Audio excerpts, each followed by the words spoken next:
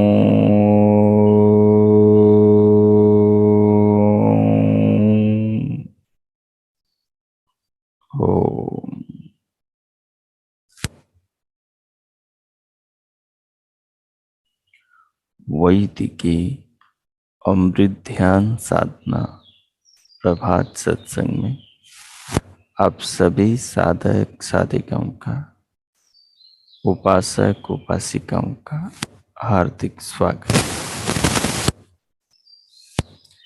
आइए आज के ब्रह्म मुहूर्त में, आज की ब्रह्म वेला में भी हम उन महान प्रभु पार ब्रह्म परमेश्वर सच्चिदानंद स्वरूप भगवान के महान गुणों को, उनकी महान कृपाओं को, उनके महान ऐश्वर्य को और उनकी महान दया व करुणा को, उपकारों को अपने जीवन में, इस विशाल जगत में, सर्वत्र फैले संसार और अपने शरीर में हम अनुभव करें, देखें, विचारें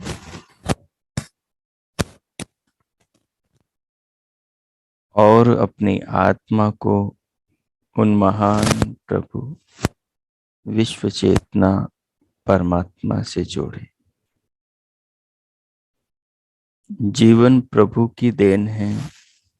जीवन में जो भी कुछ है वो प्रभु की व्यवस्था और नियमों से प्राप्त है। संसार में जितने भी पदार्थ हैं, सब पदार्थ भगवान की व्यवस्था से टिके हैं, भगवान की व्यवस्था में बने हैं। भगवान की व्यवस्था में ही नष्ट होते हैं और अन्य रूपों में रूपांतरित होते हैं।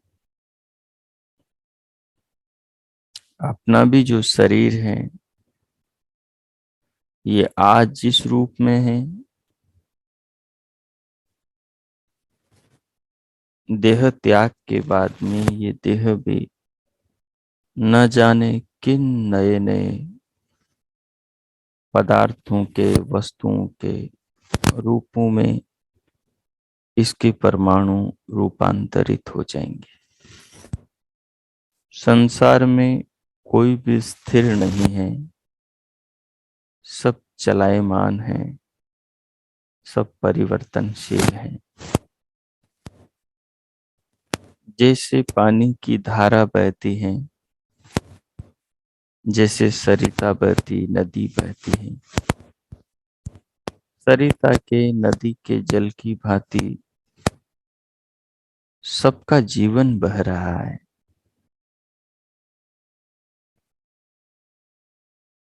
जन्म इस जीवन रूपी नदी का उद्गम है और मृत्यु इस जीवन रूपी नदी का विलय है, विनाश है।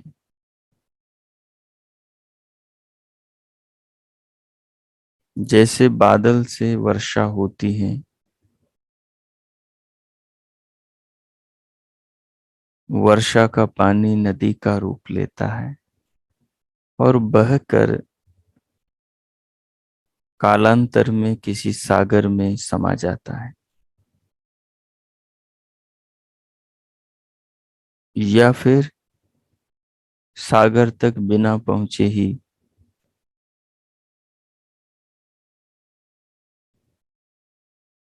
पृथ्वी की भीषण प्यास का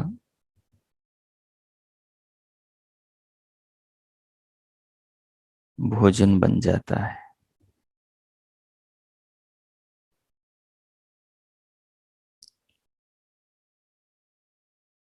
जीवन रूपी नदी भी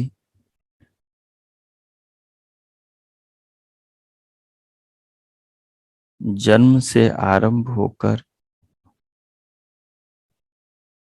अपने सागर की ओर दौड़ती है। जीवन में आने वाले तमाम उतार चढ़ावों से गुजरते हुए हमेशा अपने सागर को तलाशती है। जीवन रूपी नदी का सागर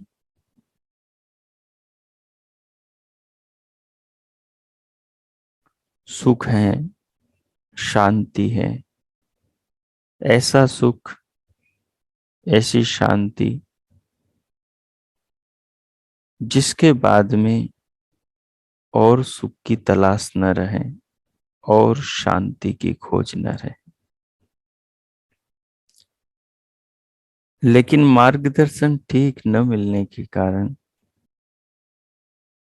ये नदी इधर उधर टेढ़ी मेढ़ी बहती हुई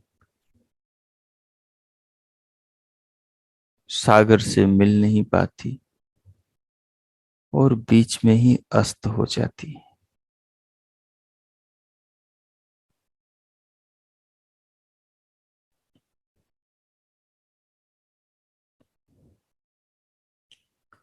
हमारा जीवन भी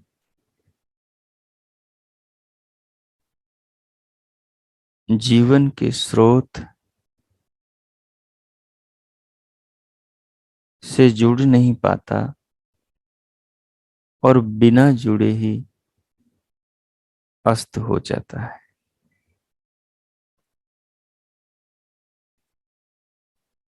और जिनका जीवन बिना जीवन के स्रोत से जुड़े अस्त हो जाता है, बिना जीवन के स्रोत को जाने अस्त हो जाता है, बिना अपनी मंजिल तक पहुंचे अस्त हो जाता है, उनका जीवन व्यर्थ हो जाता है, नष्ट हो जाता है।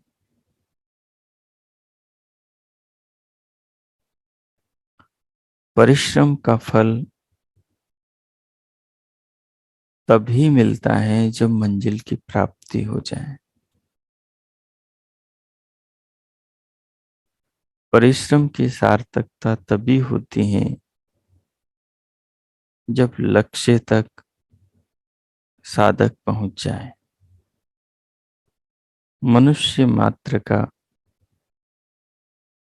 वास्तविक लक्ष्य तो एक ही है, पर ज्ञान के अभाव में और अज्ञान के प्रभाव में मनुष्य अपने लक्ष्य से भटक जाता है। हर मनुष्य के लक्ष्य बहुत करीब होता है, परंतु उस करीब के लक्ष्य को बोध कराने वाले का अभाव जीवन में प्राय होता है। अगर बोध कराने वाले भी उपलब्ध हो तो खोज करने वालों की मनोस्थिति उस स्तर की न होने के कारण अपने आस पास के अमृत को भी वो नहीं प्राप्त कर पाते, नहीं चख पाते। जीवन का जो उद्गम है वो हमारे ही आसपास हैं, वो हमारे ही भीतर बाहर हैं।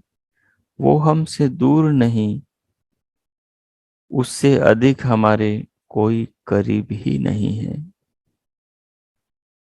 दूरी है तो केवल ज्ञान की दूरी है, और हमें अज्ञान ने ग्रस रखा है।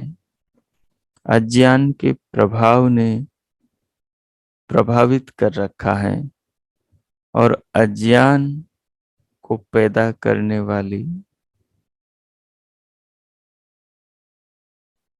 संसार की इच्छाएं और लालसाएं हमें हमारे लक्ष्य से निरंतर छलती चली आ रही हैं, भटकाती चली आ रही हैं। हम इनके व्यामोह में, हम इनके प्रलोभन में शरीर के अंतिम दिन की ओर तीव्र गति से बढ़ रहे हैं। हम अपने आज को कल पर छोड़ रहे हैं, और जब कल आता है तो कल को फिर हम कल पर छोड़ देते हैं। हम हर कल को आज बनने पर फिर कल पर छोड़ देते हैं, और शरीर अपने विलय की ओर, अपने अंतिम दिन की ओर आत्मा को अपने रथ में बैठाकर निरंतर दौड़ा चला जा रहा है। अगर हम नहीं संभले, नहीं जागे, नहीं हमने बुद्धिमत्ता पूर्वक जीवन का, जगत का, जन्म से मृत्यु के बीच की जिंदगी का विश्लेषण नहीं किया, तो बहुत देर हो जाएगी, तो अपने हाथ में कुछ भी नहीं बचेगा।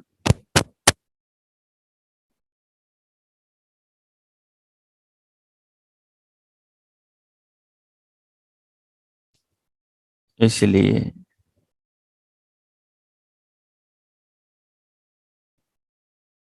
इसलिए हमें ध्यानस्थ होकर अपनी एकाग्रता को बढ़ाकर अपने अंतकरण को, मन बुद्धि चित्त को स्थिर एकाग्र चित करके जीवन का जो महत्वपूर्ण काम है उस पर केंद्रित होना चाहिए, उस पर फोकस करना चाहिए।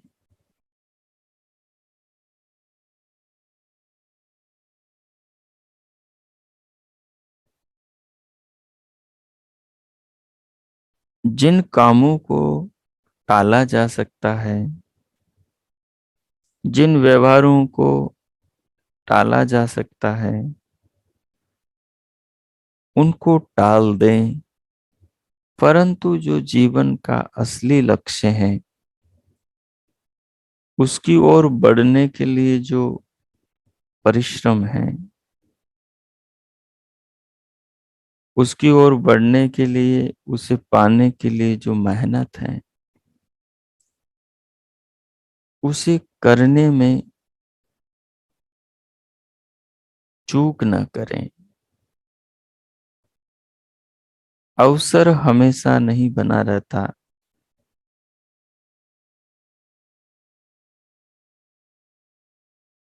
समय किसी के लिए ठहरता या रुकता नहीं है। सूर्य कभी रुका नहीं, पृथ्वी कभी रुकी नहीं, चंद्रमा कभी रुका नहीं, हवा कभी रुकी नहीं। ये हमारे सब ओर फैले पेड़ पौधे कभी रुके नहीं। नए पत्ते आते हैं, पुराने पत्ते पक के झड़ जाते हैं। ऋतुएं कभी रुकती नहीं, दौड़ी चली जा रही हैं, बदलती चली जा रही हैं। संवत्सर रुकते नहीं, साल बदलते जाते हैं। संसार अस्थिर है, यहाँ कुछ भी ठहरता नहीं, सब भागा चला जा रहा है। जिनके पास जीवन है, शरीर है, उनके शरीर मौत की ओर भाग रहे हैं। जिनके पास शरीर नहीं है, वो आत्माएं अपने सूक्ष्म शरीरों के साथ पुनर्जन्म जन्म की ओर भाग रहे हैं। सब एक चक्र में बरबस चल रहे हैं। इस चक्र के बाहर जन्म मरण के चक्र के, सुख दुख के चक्कर के, धर्म अधर्म के चक्कर के, पाप पुण्य के चक्कर के बाहर वही निकलता है जो उस केंद्र से जुड़ जाता है, जो उस अपने सत्य को जान लेता है, जो संसार के सार को पा लेता है, जो बाकी सब छोड़े जाने वाले कार्यों को, त्यागे जाने वाले व्यवहारों को त्याग कर, छोड़कर अपने लक्ष्य की ओर बढ़कर चलकर अपनी मंजिल को पा लेता है, वो इस चक्र के बाहर निकल जाता है। वो जन्म और मृत्यु के इन दो पाटों वाली चक्की के बीच में पिसने से बच जाता है। सो आइए हम अपने केंद्र से जुड़े, हम अपनी चेतना से जुड़े, हम अपने अस्तित्व से, अपनी सत्ता से जुड़े और अपनी सत्ता की पहचान करें।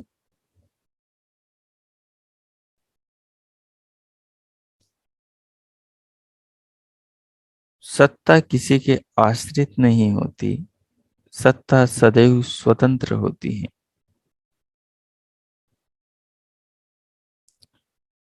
आत्मा एक ऐसी वस्तु है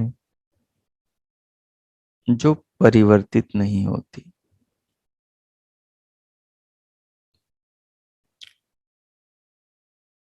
आत्मा एक ऐसी वस्तु है जो मिटती नहीं। आत्मा एक ऐसी वस्तु है जिसको बनाया नहीं गया। और आत्मा एक ऐसी वस्तु है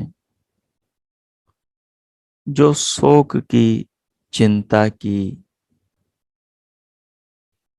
वस्तु ही नहीं है। शोक चिंता उस पर की जा सकती है जो परिवर्तनशील हो, जिसके एक रूप में हम आसक्त हो, दूसरा रूप उसका हम देखना नहीं चाहते, या पुराने उस रूप को हम खोना नहीं चाहते हो, वहां दुख का प्रश्न खड़ा होता है। हम शरीर को उसी रूप में देखना चाहते हैं, ये संभव हो नहीं सकता। हम बच्चों को बच्चे ही देखना चाहते हैं, ये संभव हो नहीं सकता। हम पति को पत्नी को एक जैसे यौवन में ही देखना चाहते हैं, ये हो नहीं सकता। हम माँ बाप को एक ही जैसा देखना चाहते हैं, हम नहीं चाहते वो बूढ़े हो और मरे, लेकिन ये हो नहीं सकता। हम नहीं चाहते कि हमारा मकान गिरे, जर्जर हो, उसके ईंट पत्थर निकले, लेकिन ये हो नहीं सकता।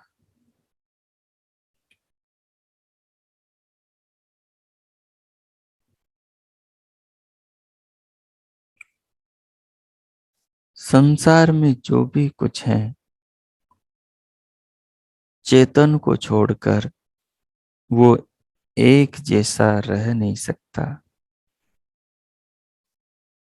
वो एक स्थिति में ठहर नहीं सकता। जो वस्तु सुख देने वाली है, ये परम सत्य है कि वो दुख देने वाली भी होगी।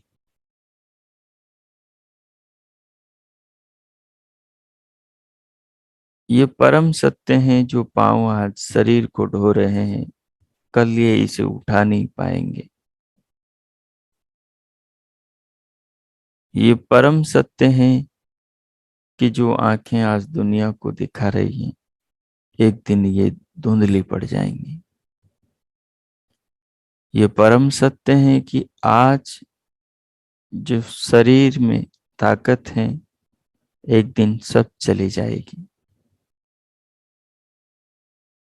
ये परम सत्य है हमारे घर के सामने के जो पेड़ हैं, जो बड़े हरे भरे हैं, एक दिन ये सब कंकाल हो जाएंगे। इनकी शाखाएं सूख जाएगी, पत्ते सब मुरझा जाएंगे और ये कोठर हो जाएंगे, सूखी लकड़ी हो जाएंगी। इसलिए इस संसार में जो चिपकेगा, वो मंजिल से दूर निकल जाएगा।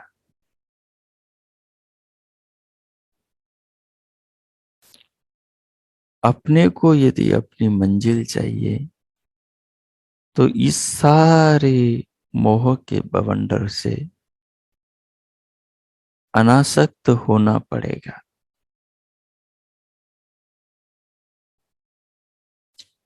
ध्यान पूर्वक, विचार पूर्वक, चिंतन मनन पूर्वक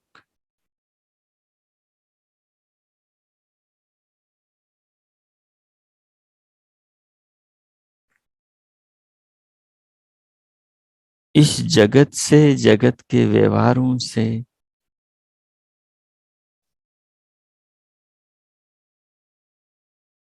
आत्मा को प्राथमिकता देनी पड़ेगी और अपने सत्य को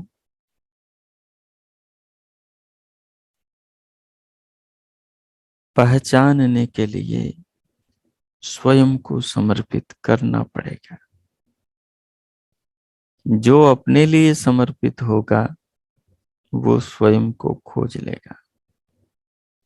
जो प्रकृति के प्रति ही समर्पित रहेगा, वो स्वयं को कभी नहीं खोज पाएगा और वो प्रकृति के सुखों को भी चिरस्थायी, हमेशा के लिए प्राप्त कर नहीं पाएगा। क्योंकि प्रकृति का कोई भी सुख पंचभूतों से बने पदार्थों का कोई भी सुख हमेशा एक जैसा बना नहीं रह सकता। सब परिवर्तनशील है। जिन्होंने इन दो बिंदुओं को पकड़ लिया कि एक तो आत्मा के अतिरिक्त सारा संसार परिणामी परिवर्तनशील है, इस परिवर्तनशील संसार की वस्तुओं से, परिवर्तनशील संसार के पंचभूतों से बने खाने पीने की, पहनने ओढ़ने की वस्तुओं से और शरीरों से एक दिन नाता अवश्य में वो टूट जाएगा। इनसे मिल रहे सुख भी हमेशा नहीं रहेंगे। ये सुख तो रोज बदलते हैं, क्षण क्षण में बदलते हैं, मिनट में, सेकंड में, घंटे में, दिन में बदल जाते हैं।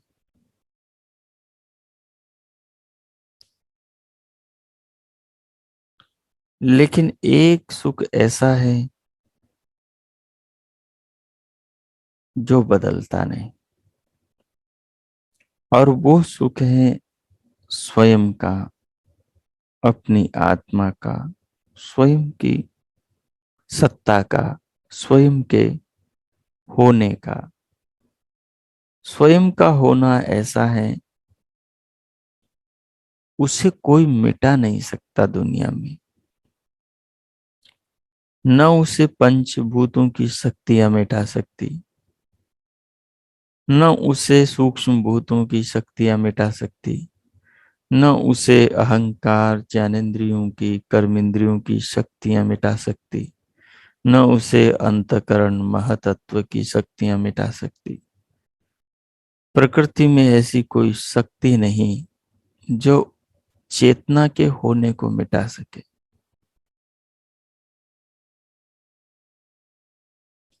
न अग्नि जला सकती, न वायु उसे सुखा सकती, उड़ा सकती, और न जल उसे गला सकता, न अस्त्र शस्त्र उसे छेद भेद सकते।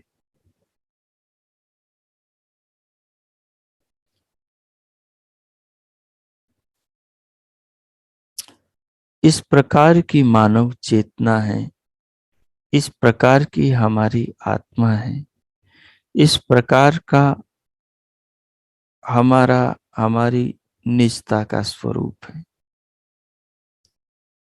अगर हम उसे समझते हैं, अगर हम उसे चख लेते, अनुभव कर लेते हैं, तो फिर हम दुनिया के बीच में रहते हुए भी अपने उस अनुभव के साथ में रह सकते हैं। जब चाहें तब हम बाहर के द्वार बंद करके, भीतर के द्वार खोल करके अपने उस अनुभव के सागर में डुबकी लगाकर आ सकते हैं। तो पूरा जोर लगाएं स्वयं को समझने पर, स्वयं को जानने पर, स्वयं की खोज पर, स्वयं की पहचान पर। बाकी सब काम छोड़ दें, बस इसी काम को प्रमुख रखें और स्वयं की खोज करें।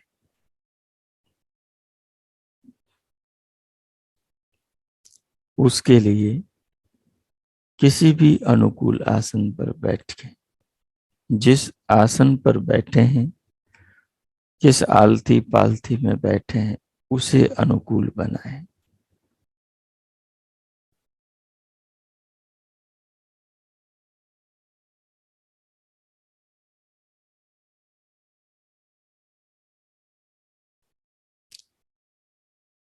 शरीर को सीधा रखें, शरीर के अंग प्रत्यंगों को सबको ढीला छोड़ दें।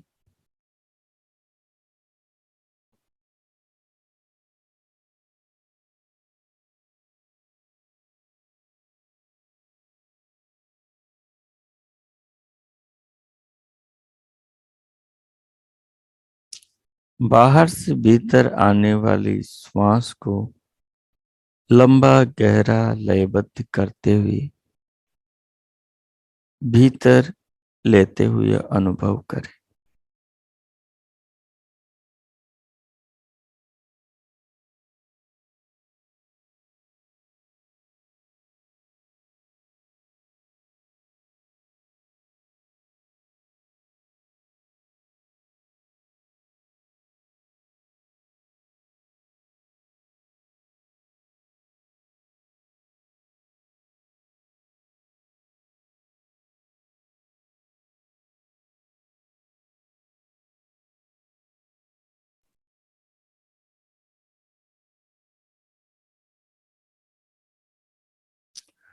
श्वास को अनुभव करते हुए अनुभव करने वाले की ओर ध्यान दें।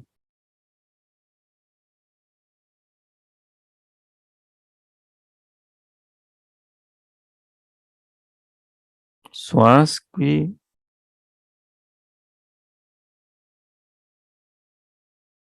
सत्ता को, श्वास के गमन आगमन को, श्वास की जो अनुभूति हो रही है, उस अनुभूति को, उस तरंग को जानने वाले पर ध्यान दें। कौन शरीर के भीतर जान रहा है कि श्वास आ रही है? कौन श्वास को शरीर में महसूस कर रहा है? इस बात पर ध्यान दें।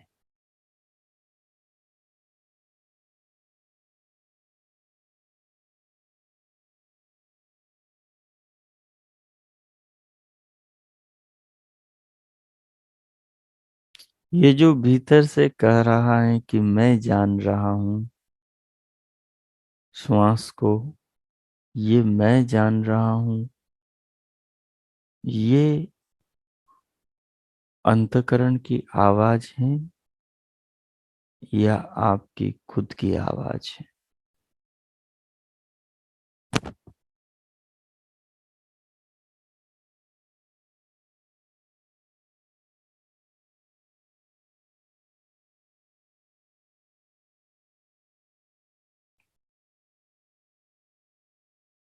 श्वास के भर जाने पर उसे धीरे धीरे छोड़ दें, फिर नई श्वास ले लें।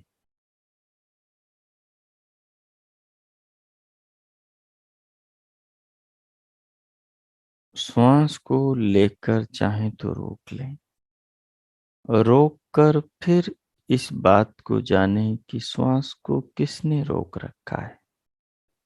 कौन है श्वास को शरीर में रोकने वाला? फिर भीतर की आवाज को सुने, श्वास को मैंने रोका है। ये मैंने रोका है, ये कहाँ से ध्वनि आ रही है? कहाँ से ये ज्ञान की वृत्ति उठ रही है कि मैंने रोका है?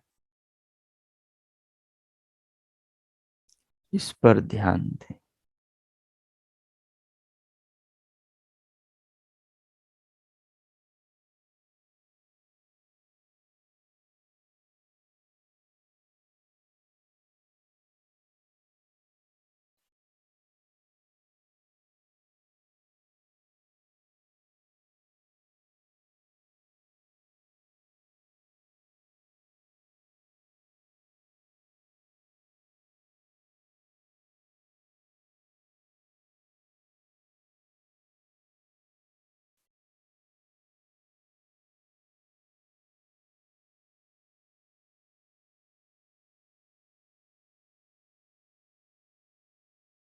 चीजें बदल बदल कर आप देख सकें। दोनों होठों को आपस में रगड़िए और इनका जो स्पर्श हो रहा है, इसको भीतर जानने वाले को देखिए कि दोनों होठों के स्पर्श को भीतर कौन जान रहा है।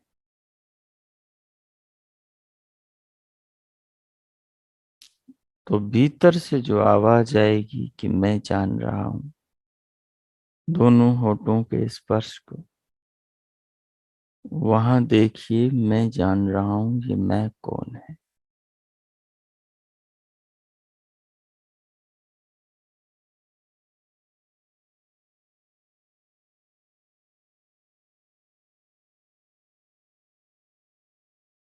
क्या ये मैं नहीं हूं, कोई और है? फिर से होठों को रगड़िए और फिर से भीतर पूछिए इसको कौन जान रहा है।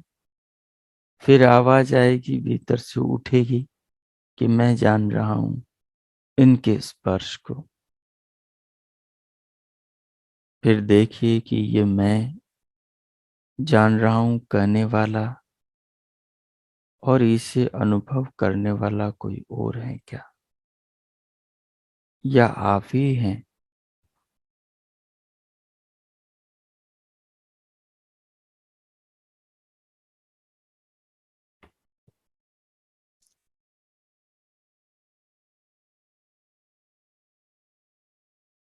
प्रयोग बदल लीजिए।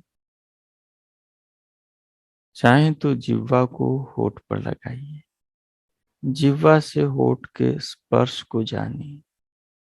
पूछिए भीतर कि इसे किसने जाना। आवाज आएगी, मैंने जाना। फिर जांचिए, ये मैं कौन है? क्या मैं ही हूं, या मेरे से भिन्न ये मैं? ये जो मैं की वृत्ति है, ये मैं आत्मा हूं, या इस मैं की वृत्ति को मैं जानने वाला हूं?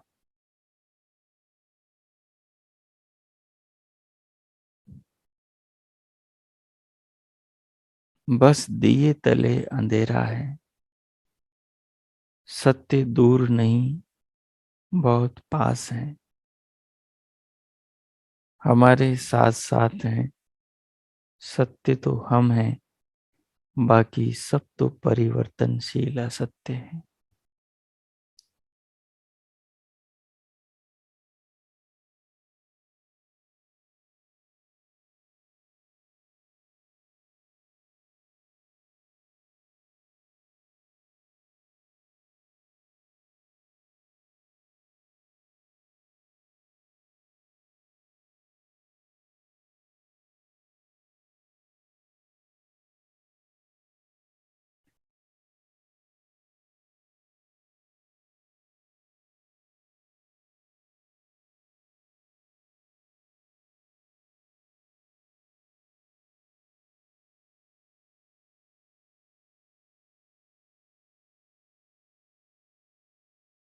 और प्रयोग कोई और ले सकते हैं आप।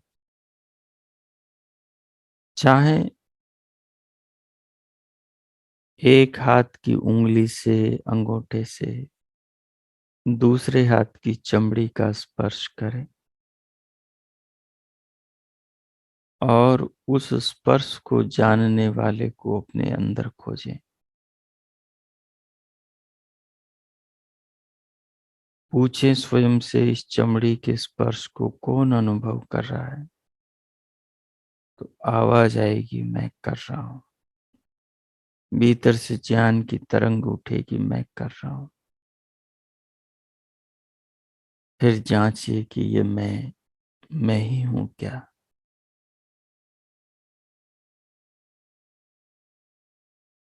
चाहे तो पाँव के अंगूठों का स्पर्श करें, चाहे अंगुली और अंगूठे को रख लें, और उस स्पर्श की तरंग को भीतर जानने वाले को खोजें।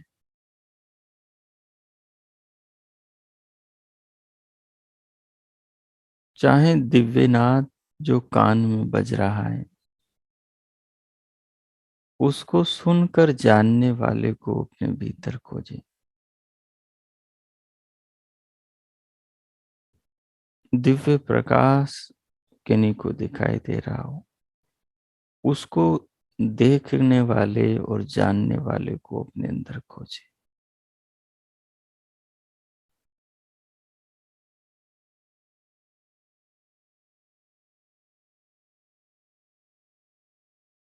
और फिर प्रश्न करें कि इसे कौन जान रहा है? क्या मैं ही जान रहा हूं?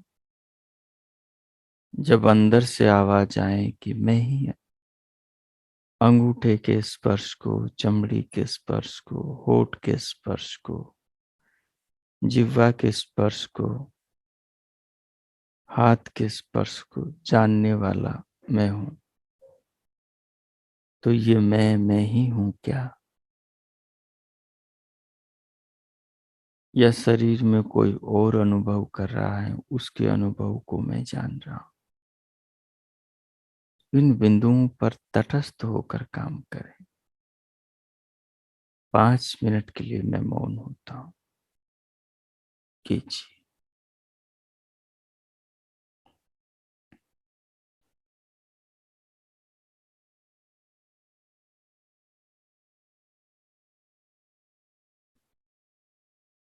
चिंतन और अनुभव इन दोनों बिंदु से जुड़े रहें। अनुभव को छोड़कर कोरे चिंतन में मत लगना। अनुभव से जो उठता है वही वास्तविक दिशा की ओर ले जाने वाला ज्ञान होता है। इसलिए चिंतन और अनुभव कीजिए 5 मिनट तक प्रयोग।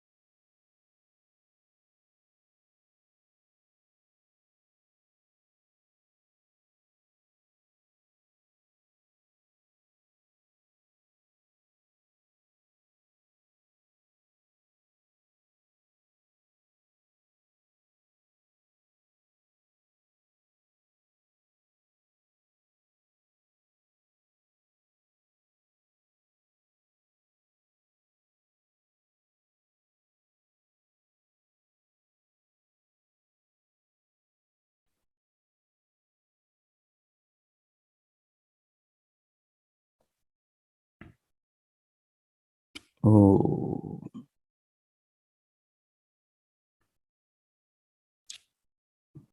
ओ, इस प्रकार अपने होने को तलाशते हुए, अपने अस्तित्व को, अपनी सत्ता को, अपने स्वरूप को समझते हुए कि मैं क्या हूं, कौन है जो शरीर के अंदर इंद्रियों के नाना विषयों को अनुभव करता है।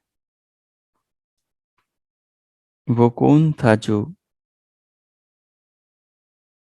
त्वचा के स्पर्श को, होठों के स्पर्श को, जिह्वा के स्पर्श को, पांव के स्पर्श को, आंखों से दिखते प्रकाश को, कानों में सुनाई देती नाद को भीतर बैठा जान रहा था। शरीर में ये जानने वाले एक से ज्यादा अनेक हैं क्या? या भीतर जो ये कहने वाला था कि मैं ही जान रहा हूं, ये मैं मुझसे अलग है क्या? इस पर बहुत गहराई से आपको ध्यानस्थ होकर चिंतन करना है।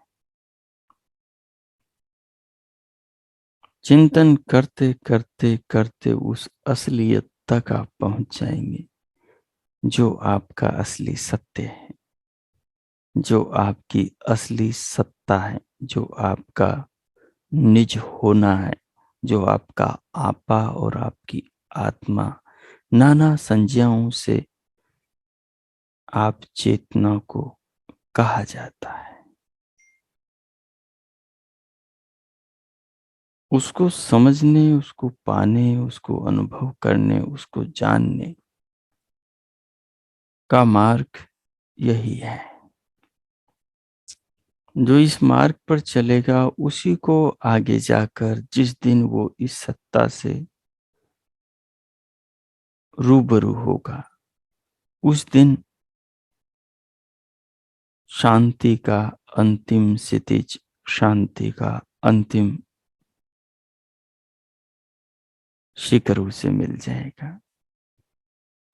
यही मुक्ति का मार्ग है, यही शाश्वत सुख का मार्ग है। इसी पथ पर चलकर कल्याण और परम आनंद, परमानंद को पाया जाता है। विश्व चेतना को समझने से पहले, परम चेतन परमात्मा को जानने से पहले स्वात्म चेतन आत्मा को जानना अनिवार्य है। तो जो आज हमने प्रयोग में किया है, जो हम तन से मन और मन से आत्मा तक पहुंचे हैं, जो हम संसार से, शरीर से, दुनियादारी से अंतकरण विचारों तक और विचारों से स्वयं तक, निर्विचार चेतन तक पहुंचे हैं, इस पगडंडी पर निरंतर चलते हुए ध्यान के भीतर बैठकर रोज इस पर अनुसंधान करते हुए अपने होने को पा सकते हैं आप, जिसके लिए सारे शास्त्र कहते और जिसके लिए युद्ध के मैदान में खड़े श्री कृष्ण अर्जुन से बार बार कह रहे थे, नैनम छिन्दन्ति शस्त्राणि नैनम दहति पावक न क्लेदयन्त्यापो न शोष्यति मारुत। अर्जुन, उस आत्मा को न अग्नि जला सकती है, न मारुत वायु सुखा सकती है, न पानी गला सकता है, न शस्त्र अस्त्र उसे छेद भेद सकते हैं। वो शाश्वत चेतन आत्मा तू है। ये सब युद्ध के मैदान में खड़े, मौत के द्वार पर खड़े सब वो आत्मा है। सब में अपनी अपनी निज चेतना है, जिसे न शस्त्र काट सकता, न अस्त्र भेद सकता, न अग्नि जला सकती, न वायु गला सकती, जिसको मिटाने का कोई संसार में साधन नहीं, जो अजन्मा है, अनादि है, शाश्वत है, सनातन है। वो आत्म तत्व तू है, मैं हूं, ये सब है। इसी तत्व को हमें जानना है। ये जीवन, ये शरीर, ये दुनिया, ये विश्व विधाता ने इसीलिए बनाया है। सो अब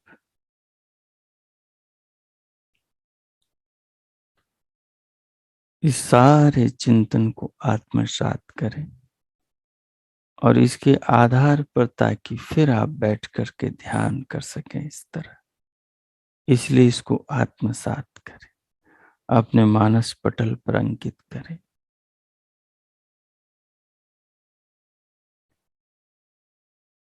और परमात्मा से, परम दयालु भगवान से प्रार्थना करें कि इसी जीवन में ये लक्ष्य, ये ज्ञान, अपने अस्तित्व का, स्वयं का बोध, स्वयं की खोज में सफलता प्राप्त हो। जो भगवान से जीवन मिला, जिस जीवन को वो निरंतर पाल रहे, पोस रहे हैं, निरंतर उस जीवन की रक्षा के लिए ऑक्सीजन, प्राण की व्यवस्था कर रहे हैं, और इस जीवन के निर्वाह के लिए नाना पदार्थों को सृष्टि में बना रहे हैं, उन सच्चिदानंद स्वरूप, उन परम पिता जगदीश्वर को धन्यवाद दें। उनके प्रति अपने हृदय, अपनी आत्मा से श्रद्धा और कृतज्ञता अर्पण करें।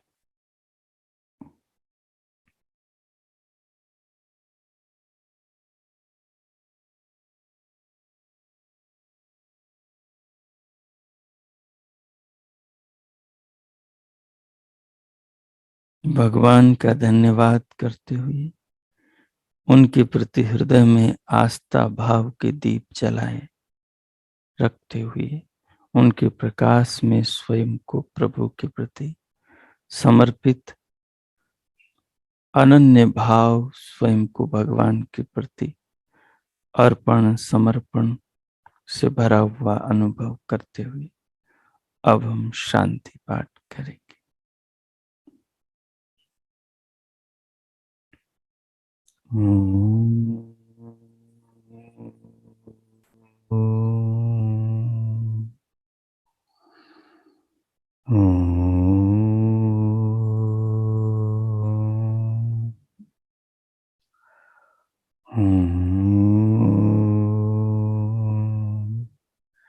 शांति शांति शांति ही हो।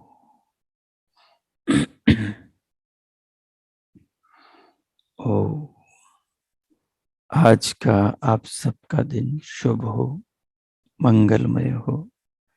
प्रभु से सबके लिए बहुत बहुत मंगल कामनाएं, बहुत शुभकामनाएं।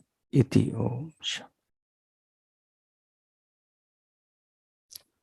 अब भीतर से स्वयं को धीरे धीरे बाहर लाने के लिए दोनों हथेलियों का परस्पर घर्षण करें। उष्ण हथेलियों से पूरे मुखमंडल का स्पर्श करें, फिर उंगलियों के मध्य से पलकें खोलते हुए भीतर से बाहर आ जाए। ओ